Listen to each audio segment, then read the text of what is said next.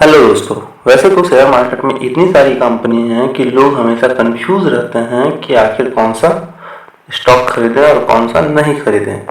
और हज़ारों कंपनियों में से लोगों के पास पैसा तो लिमिटेड है, लेकिन हज़ारों कंपनियों में से इतने ज़्यादा पैने स्टॉक भी हैं कि लोगों को पता नहीं चलता है कि मल्टीपल रिटर्न जनरेट करके कौन सी कंपनी दे सकती है। तो फिलहाल आज इस वीडियो में एक पैनी स्टॉक के बारे में ही बात करने वाले हैं, जो कि स्टील सेगमेंट में वर्क करती है। स्टील सेगमेंट में ये वर्क करती है, उसके साथ साथ ये और भी 2-3 कंपनियों के साथ जुड़ी हुई है जिसके लिए ये वर्क करती है। तो क्या इस स्टॉक में है ऐसा दम कि आने वाले टाइम में ये मल्टीपल रेटिंग जनरेट करके दे सकता है? तो ये पूरा वीडियो देखने के बाद आपको फाइनली डिसीजन लेने में हेल्प होगी। लेकिन ये सिर्फ एजुकेशनल पर्पसेस के लिए है। यदि आप कोई भी पर्सनल इन्वेस्टमेंट करना चाहते हैं तो इन्वेस्टमेंट से पहले अपने एडवाइजर से सलाह लेके ही काम करें, ताकि आपको किसी तरह का कोई नुकसान ना हो। इस स्टॉक को लेकर जो अपडेट आ रही है उसको देखिए। 10 रुपये से कम भाव वाले मेटल सेक्टर का ये पेनी स्टॉक चमक उठा, 10% की तेजी, और ये कर्ज मुक्त भी है। कंपनी का जिंदल स्टील और सेल से बिजनेस।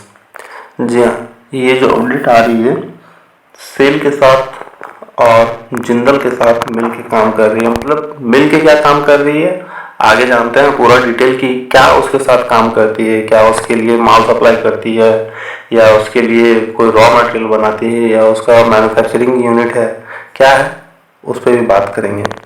तो सबसे पहले देखते हैं कि स्टॉक के बारे में बात कर लेते हैं कि इंट्राडे ट्रेडिंग में ये स्टॉक में 10% की तेजी लगी।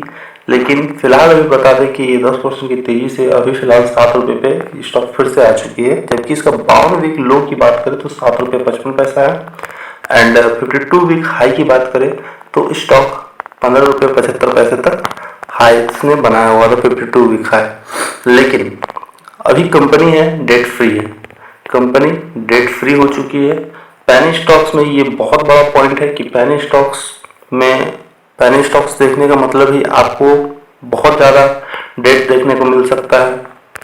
इसमें बहुत ज़्यादा नेगेटिव पॉइंट्स ही ज़्यादातर मिलते हैं, लेकिन इसमें एक पॉजिटिव पॉइंट ये है कि ये डेट फ्री है। डेट फ्री होने के साथ साथ कंपनी में भी जो अपडेट निकल कर आ रही है कि ये सेल के साथ भी काम कर रही है और जिंदल जैसे बड़े ब्रांड के साथ भी जुड़कर ये काम कर रही है। और लोगों का इंटरेस्ट मेटल सेक्टर पे आपको जाना क्यों चाहिए? मेटल सेक्टर पे लोगों का इंटरेस्ट बहुत ज़्यादा जाग रहा है। जैसे देखिए यहाँ पे अपडेट जो आ रही है, शेयर मार्केट में पिछले कुछ सेशन में रेंज बाउंड कम हो रहा है। इसके साथ ही बाजार में स्टॉक स्पेसिफिक एक्शन देखा जा रहा है।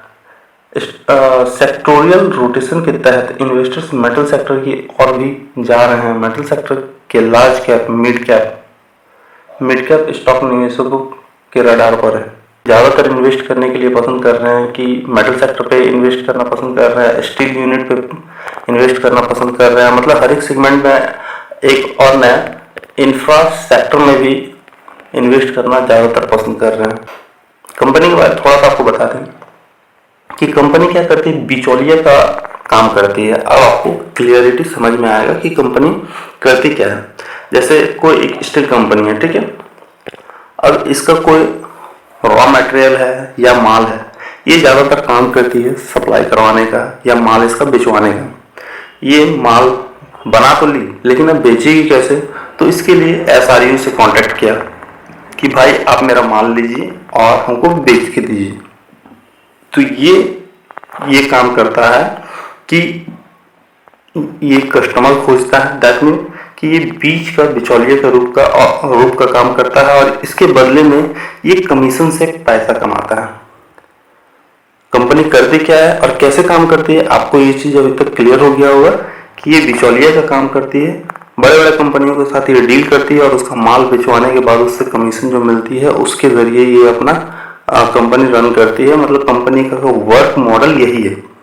इसके साथ साथ एक और चीज़ है कि SRU में ये जो 2 बड़ी यूनिट है, सेल और जिंदल, इन दोनों के लिए रॉ मटेरियल भी ये सप्लाई करती है, जो कि इसके लिए पॉजिटिव पॉइंट ही है ये भी कि रॉ मटेरियल इन दोनों बड़े कंपनियों को सप्लाई करती है। इसके साथ साथ ये सप्लाई चेन भी क्रिएट करके रखी है जिसमें कस्टमर तक माल पहुंचाने का या बड़े बड़े डीलरों को माल मतलब बेचने का काम करती है, बड़ी कंपनियों का माल बेचने का ये काम करती है। लेकिन एक फैक्टर और आपको बता दें कि अभी के डेट पे इसका प्रमोटर होल्डिंग बिल्कुल जीरो हो चुकी है। ये डेट घटाने के चक्कर में डेट फ्री तो कंपनी हो गई है, लेकिन प्रमोटर होल्डिंग बिल्कुल जीरो है, जो कि मेरे अकॉर्डिंग ये एक बहुत बड़ा नेगेटिव फैक्टर है कंपनी के लिए कि कंपनी का शेयर होल्डिंग पैटर्न बिल्कुल ही प्रमोटर होल्डिंग जीरो है। इसके अलावा आपको बता दें, ना ही इसमें FII की इन्वेस्टमेंट है और ना ही DII की इसमें इन्वेस्टमेंट है। तो क्या आप ऐसे स्टॉक में इन्वेस्ट करना चाहेंगे? कमेंट बॉक्स में दोस्तों अपना राय कमेंट करके जरूर बताएं। और वीडियो कैसी लगी, वीडियो दोस्तों अच्छी लगी तो वीडियो को ज़्यादा से ज़्यादा लाइक करें और इसे ज़्यादा से ज़्यादा शेयर करें। और कोई भी स्टॉक यदि आप रिकमेंडेशन दे रहे हैं कि कौन से स्टॉक्स पे आपको एनालिसिस चाहिए, तो बिल्कुल उस स्टॉक का नाम कमेंट बॉक्स में कमेंट करके जरूर बताएं। उस स्टॉक के बारे में भी मैं एनालिसिस लाने की कोशिश करूँगा। धन्यवाद दोस्तों, मिलता है आपसे अगले वीडियो पे, तब तक के लिए नमस्कार।